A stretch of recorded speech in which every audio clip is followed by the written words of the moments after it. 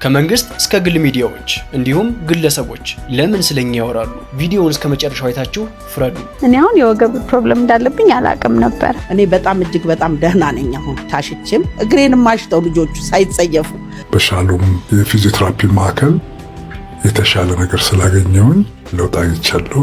በጣም ፈርቼ ነበር የመጣሁት። አክቹሊ ከፍተኛ ጉዳት ምናምን ነገር መስሎኝ ነበር የመጣሁት። ነገር ግን እዚህ ከመጣሁ በኋላ የሚገርም ትሪትመንት ነበር ያገኘሁት።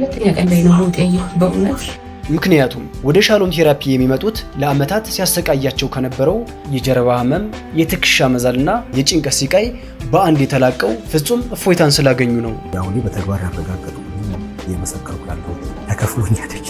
የሰራውን ለበረከት ለረድኤት ያድርግልህ እግዚአብሔር። የተራቡትን እንድትረዳበት ያድርግ።